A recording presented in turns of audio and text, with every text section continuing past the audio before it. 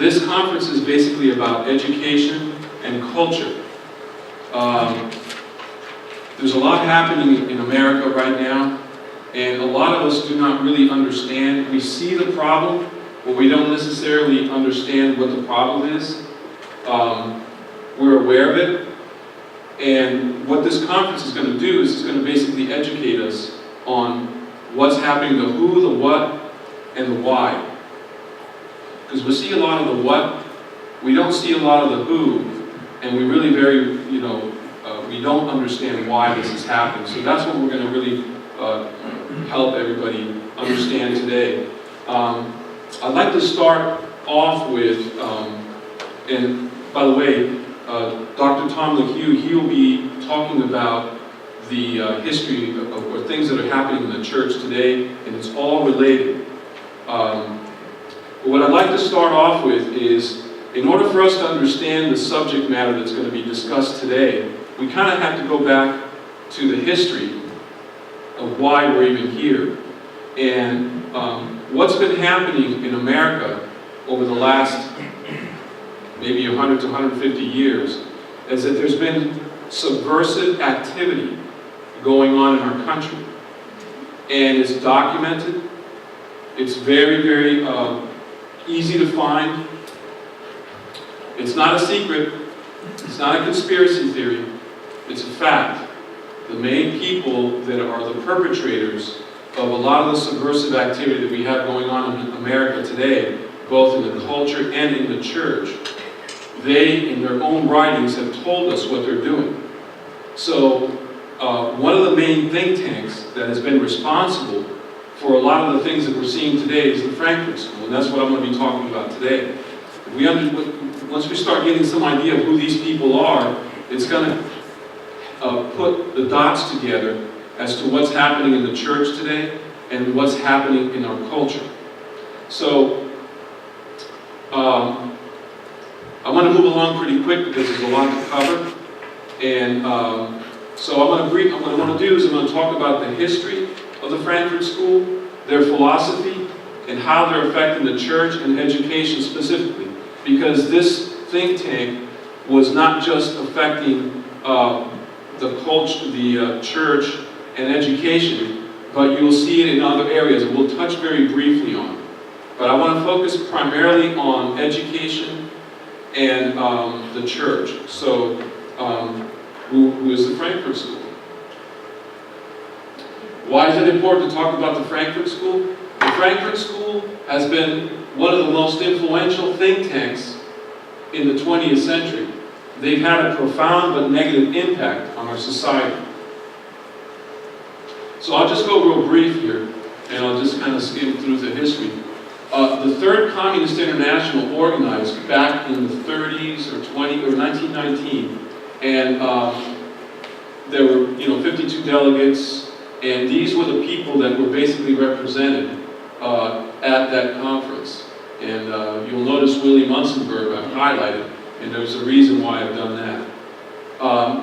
They basically came together for one thing. They wanted to figure out how they can take communism and move it further, particularly in Western societies, okay? And their policy statement was this. They said that they had to do three things. One, the inevitability of the replacement of the capitalist system by the communist social system was number one. Two, the necessity of the proletarian revolutionary struggle for the overthrow of bourgeois governments and the destruction of the bourgeois state and its replacement by a new type of state, a proletarian state of the Soviet type, which would ensure the transition to communist society. So these are the three goals that they established. Okay? Then a few years later, I went back. See, a few years later,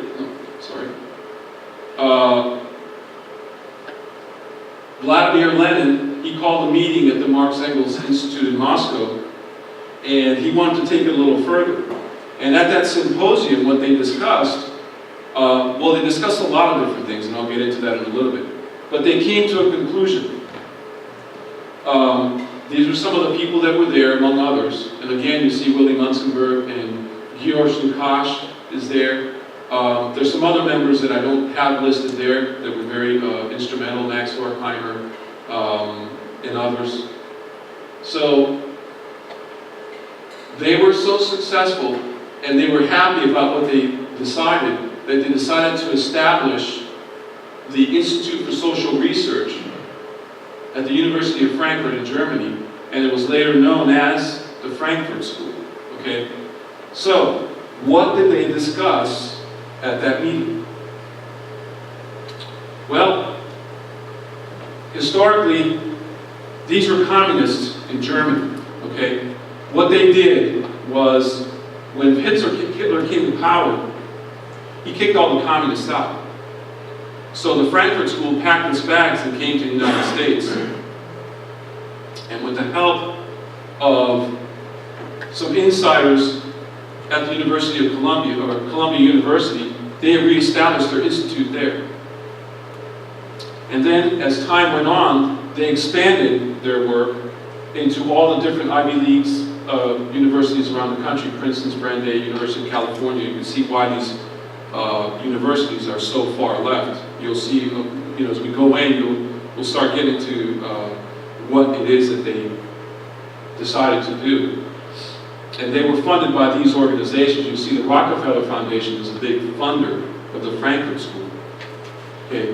The Rockefeller Foundation is one of the largest funders of Planned Parenthood and family planning in the world.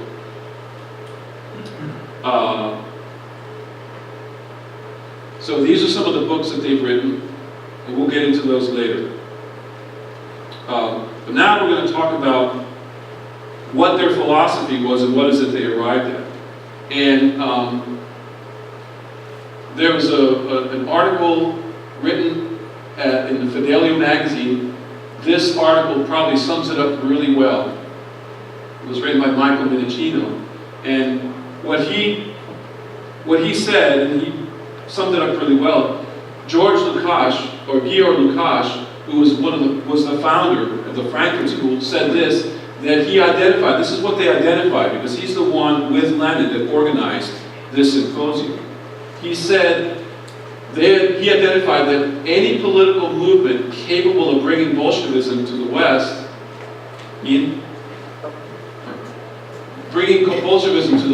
would have to be, in his words, demonic.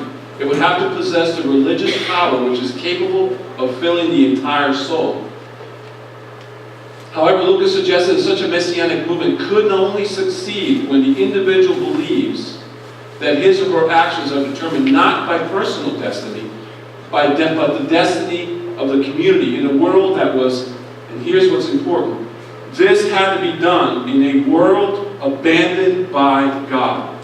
If you look at the writings of Georg Lukács, George Lucas, I like to call him, pronounce it either way. But you find this theme in all their writings, that you had to de-Christianize the nation. You had to de-Christianize the West. And it had to be a barbaric society that was abandoned by God. The problem that they faced was that as long as the individual had the belief, or even the hope of the belief, that his or her divine spark of reason could solve the problems facing society, and that society would never reach the state of hopelessness and alienation which Lucas recognized as a necessary prerequisite for social revolution. So what he said is that a moral society like America could not be overthrown because it was too strong. It was morally strong. When you look at the history of Germany, you look at the history of Russia, what you find is that there's a common denominator, is that those societies in the 1800s were essentially de-Christianized.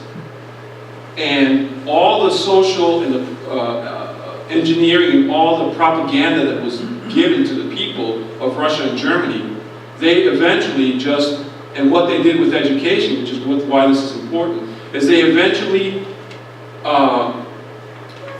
turned away from God. And they became a very atheistic society and a very anti-God society. So by the time the revolution came, they were pretty much ready to fall. The revolution of 1917 and the rise of Hitler was not something that just happened over a short period of time. They were ready for that. And that's why they fell. So this is what they planned, okay? And this is all at that symposium. They decided that two things needed to happen. That we needed the total annihilation of Western culture, particularly the Judeo-Christian culture. And we needed to replace it with a new cultural form to increase the alienation of the population. A new barbaric barbarism was needed. So they said, we got to get rid of Christianity, we got to get rid of this idea of God, and we have to replace it with a barbaric culture. Okay? Now, there was another Marxist, his name was Antonio Gramsci, which I'm sure many of you know who he is. He concluded the same thing. He was the founder of the Communist Party in Italy, and he wrote a book called, it's a series of essays called Prison Notebooks, and he said this. He said, the civilized world has been thoroughly saturated with Christianity for 2,000 years. Any country grounded in Judeo-Christian values cannot be overthrown unless those roots are cut. But to cut the roots, to change culture, and this is a quote from his book, a long march through the institutions is necessary. Only then will power fall into our laps like a ripened fruit. So what are these institutions? Remember Willie Munzenberg? I pointed him out. He was there. He said this. He said, we will make the West so corrupt that it stinks. His words. So the strategy that they developed is known today as cultural Marxism. However, it's also known by another term that you all have heard.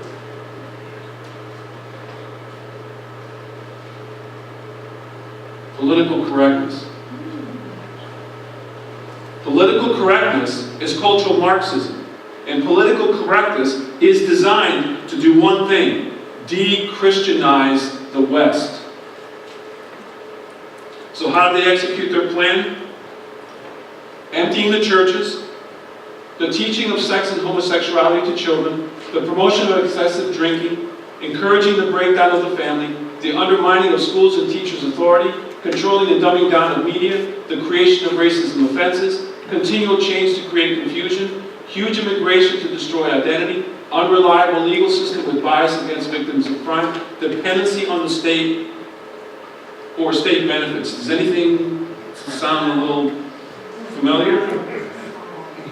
This is where all this stuff comes from. This is what we're seeing today. Okay? They decided to attack the institutions. The patriarchy, motherhood, childhood, marriage, the family, and their big target was Christianity. Okay? And these are the institutions that he said. Remember he said a long march through the institutions was necessary? What are those institutions? The power centers of society. What are the power centers of society? Academia, media companies, the music industry, the movie industry, visual arts, literal arts, churches, seminaries, education system. So they had to infiltrate and take control of these power centers in order that from the top down they can begin to start implementing a lot of their ideas. And a lot of these ideas, they were really picked up by a lot of the philosophical movement back in the 1800s with all these isms that have come up. And they've just taken it and decided, okay, we're going to take all this philosophy, and now we're going to take that and we're going to force the culture to conform to the way we want that culture to conform. And they were very well funded. And that's why they've had such an effect. We'll talk about education. And I got to go to Bertrand Russell, because Bertrand Russell joined the Frankfurt School back in the 50s. And he wrote several books. One of them was called The Impact of Science in Society in 1951. He said this. He said, physiology and psychology of thought. Now, keep in mind, Bertrand Russell has been extremely influential in philosophy and in psychology. Okay? And even in theological ideas too. Physiology and psychology are four fields of scientific technique which still await development. The importance of mass psychology, okay, that is the psychology of the masses. You take a block of culture, a block of people, and you have that mass psychology. He said, the importance of mass psychology has been enormously increased by the growth of modern methods of propaganda. Of these, the most influential is what is called education. The social psychologists of the future, this is in 1951, will have a number of classes of school children on whom they will try different methods of producing an unshakable conviction that snow is black. Various results will soon arrive. First, that the influence of the home is obstructive. Number two, that not much can be done unless indoctrination begins before the age of 10. 3, that verses set to music and repeatedly intoned are very effective. 4, that the opinion that snow is white must be held to show a morbid taste of eccentricity. What did he mean by that? He said basically that what he meant by that is that if you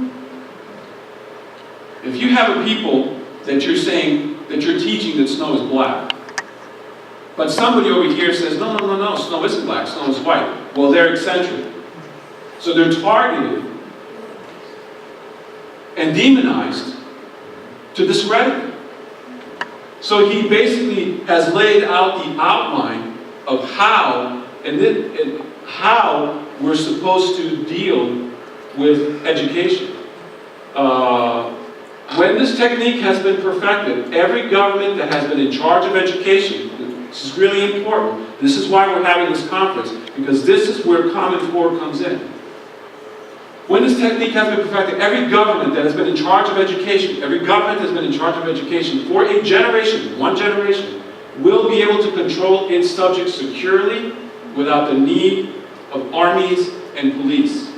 When Dr. Pesta comes in, and Alex Newman will point out a lot of this history too, you're going to hear specifics about exactly how they're doing this in our schools right now. You're going to see the actual working out of these ideas. Okay? Now, Benjamin Bloom he's probably another very influential person in the realm of education. And he wrote the book of, we're losing him.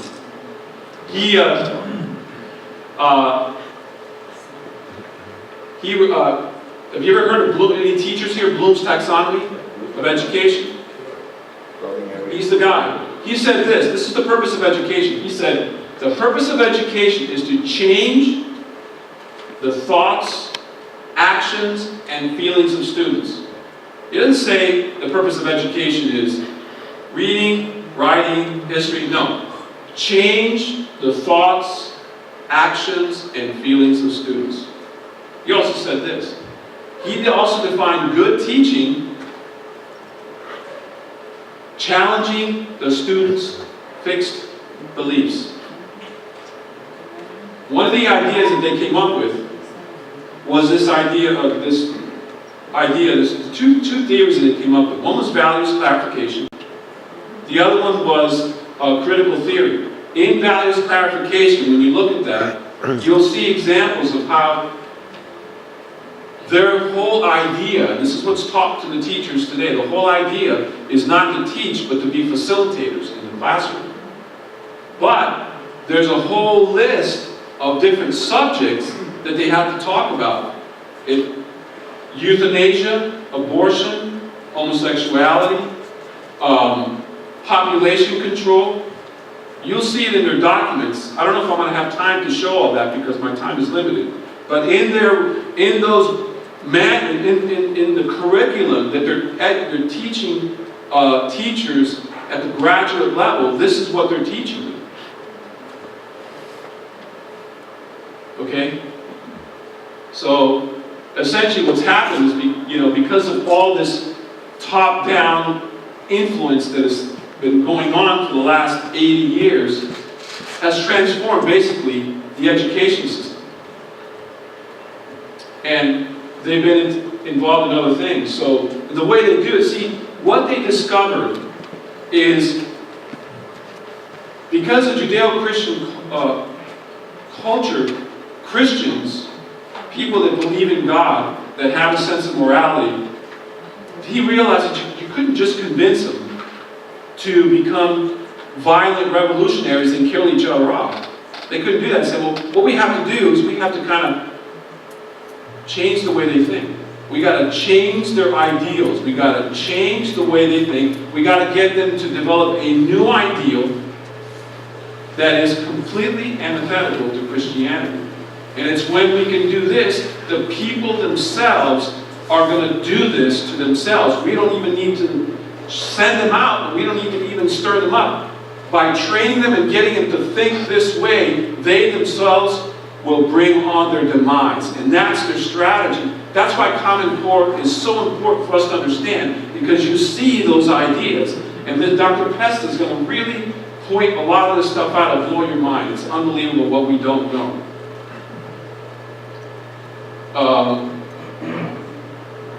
So I'll just really briefly touch on media, because media is pretty obvious. I mean, they've taken control of all the media, the news, the television, the movies, pure propaganda.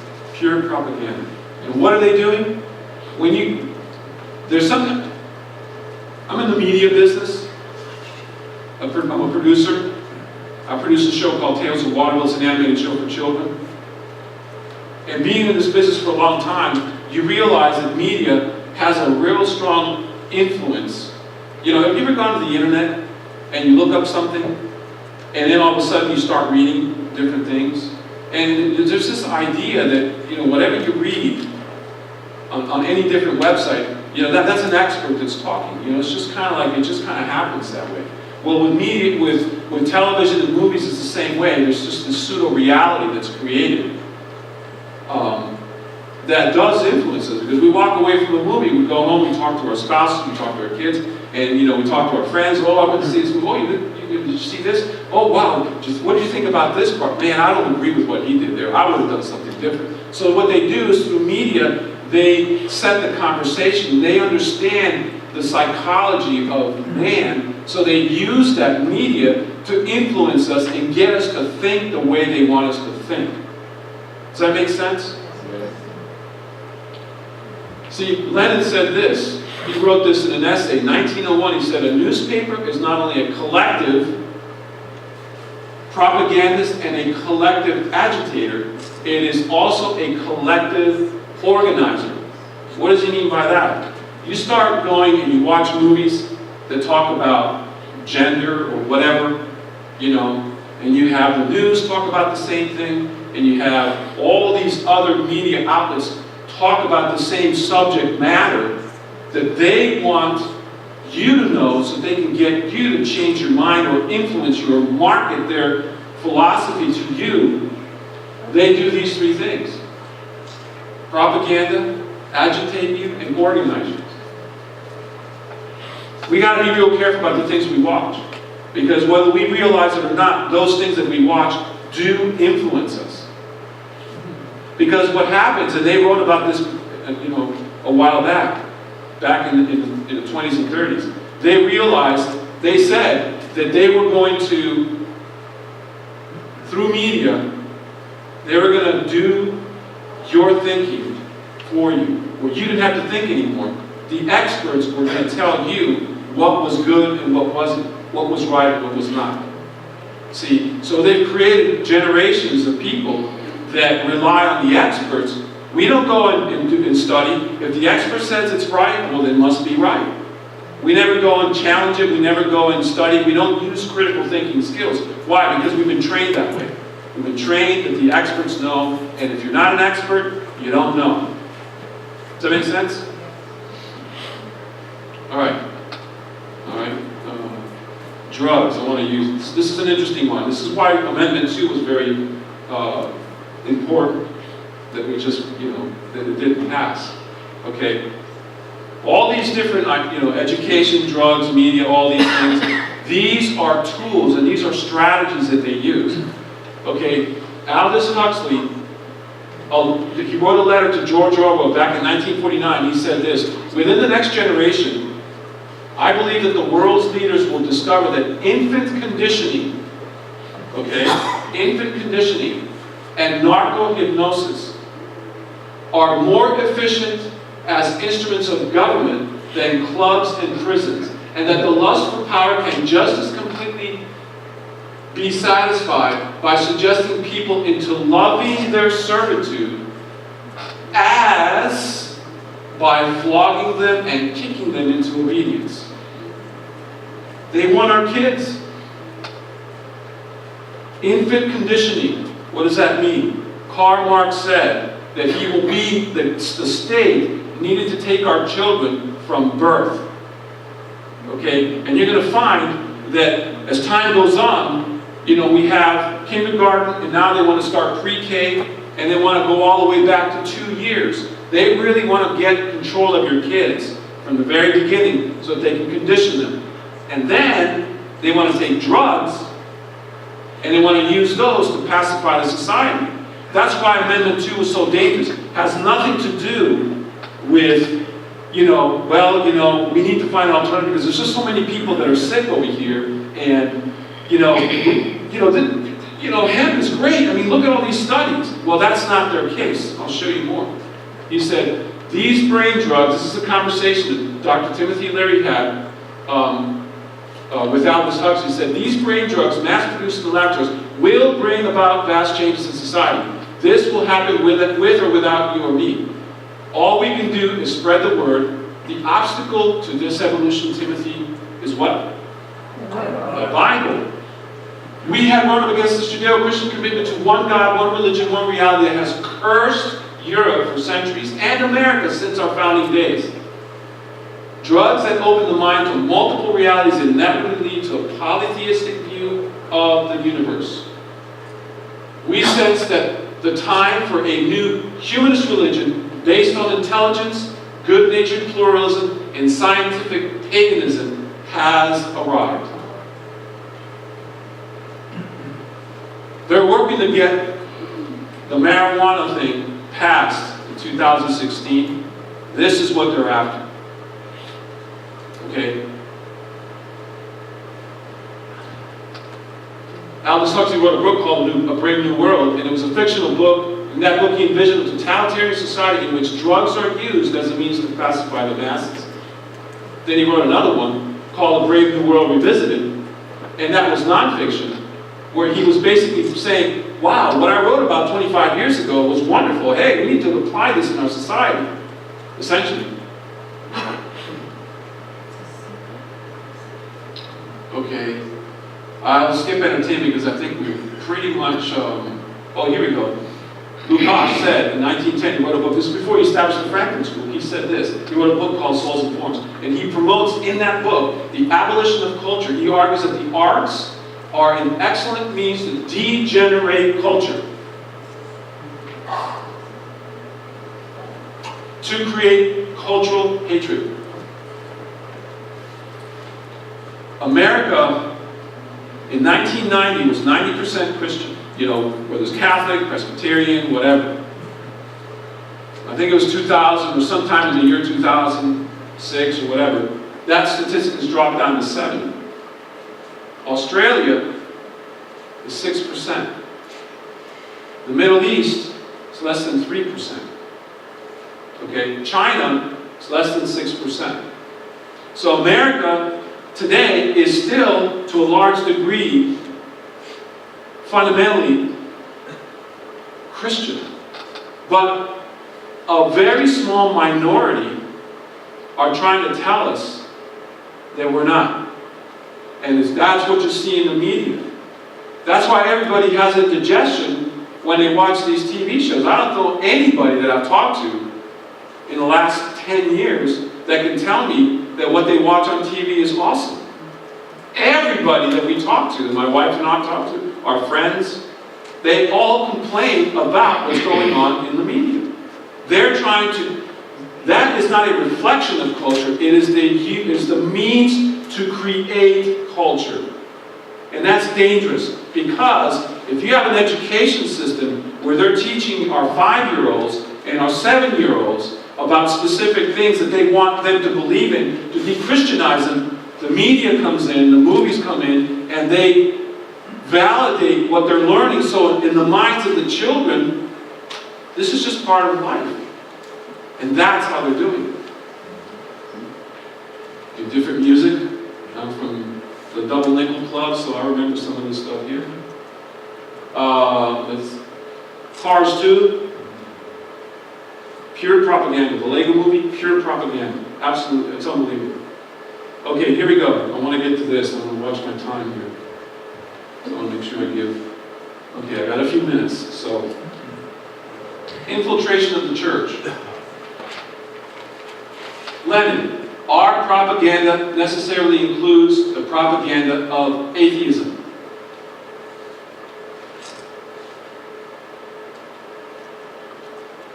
Karl Marx. But communism abolishes eternal truths. It abolishes our religion and all morality. Instead of constituting them on a new basis, it therefore acts in contradiction to all past historical experiences. What is he saying? He's saying history shows that when you abolish eternal truths, it doesn't work. But I'm going to be arrogant enough to say that we're going to do it anyway. That's just what he's saying. This is from Book 1, Chapter 4, Verse 2 of Antiquity of the Jews. This is Josephus. He said this. Josephus wrote, he said, "Now it was Nimrod who excited them to such an affront and contempt of God. He was the grandson of Ham, the son of Noah, a bold man, and of great strength of hand. He persuaded them not to ascribe it to God, as if it were through his means they were happy, but to believe that it was their own courage which procured their happiness. He also gradually changed," this is Josephus writing this 2,000 years ago, "he gradually changed the government into tyranny, seeing no other way of turning men from the fear of God, but to bring them into a constant dependence on his power.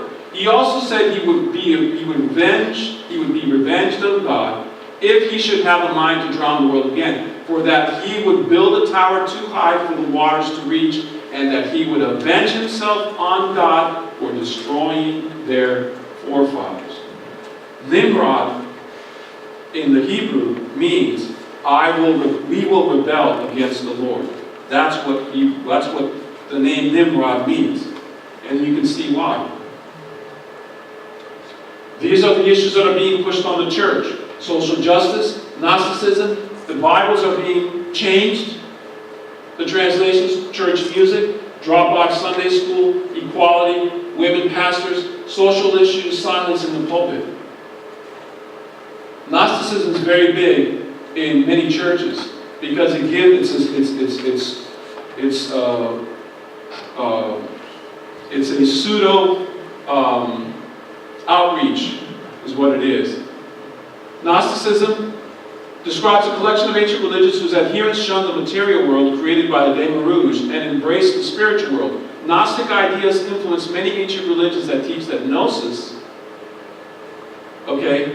may be reached, knowledge may be reached, by practicing philanthropy to the point of personal poverty, sexual abstinence, and diligently searching for wisdom by helping others. This is what's dangerous, because if you take Christianity and turn it into a social religion, which they said they wanted to do.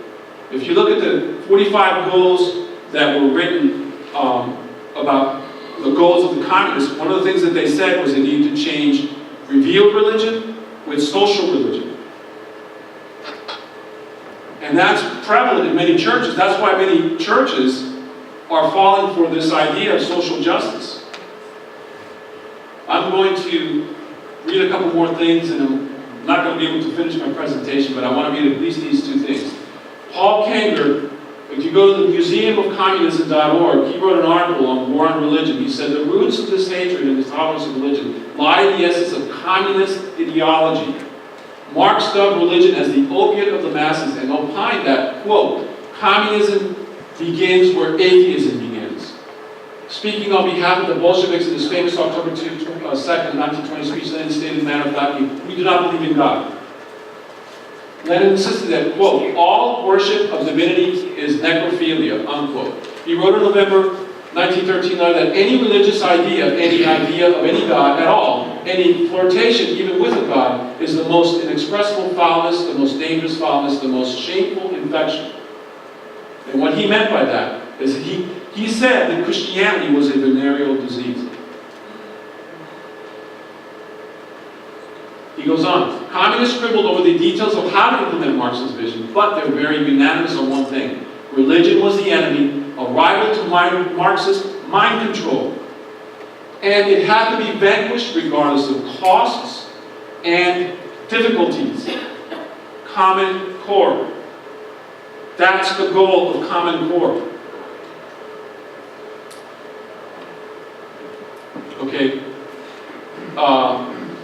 This was, all right. This is the last thing I'm going to point out. And Dr. Tom LeHue is going to be following me here, talking about how the church is being affected. Senator, this is from 1966. This is from the Congressional Record. Senator Dodd, not the Dodd that we have today, it was another Senator Dodd, says, "How do the communists use religion for their own purposes?" They do. Reverend Wormbrand, that is a very tragic side. This is a man from Romania. He was a pastor. He was taken prisoner. I think he was like there for 15 or 25 years. They beat him, tortured him, they did all kinds of things to him. Finally got away, testified in Congress in 1966.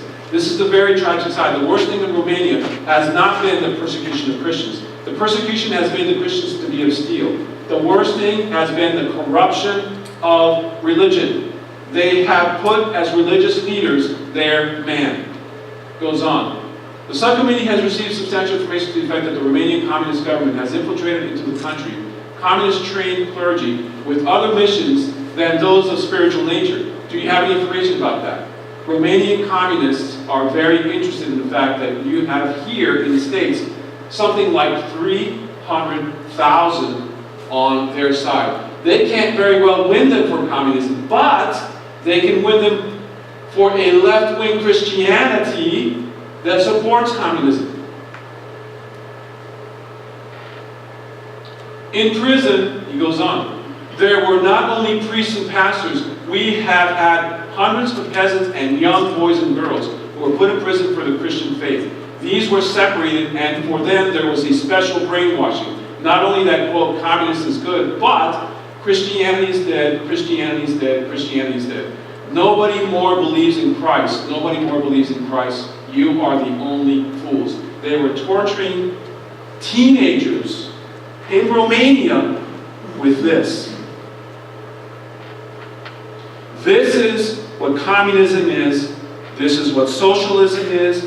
This is the evil that we're facing. Okay? It's being sold to us as pretty little things. It's being sold to us as an alternative. But the bottom line is that we really need to be aware that what's going on in our society is much bigger than we want to even tell ourselves. They are after our children.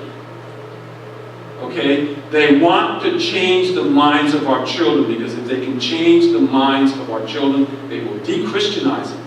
What's the statistic that the Baptist Convention said? 85% of those that grew up in Christian homes, 85% of those that grew up in a Christian home, by the time they go to college, leave their faith.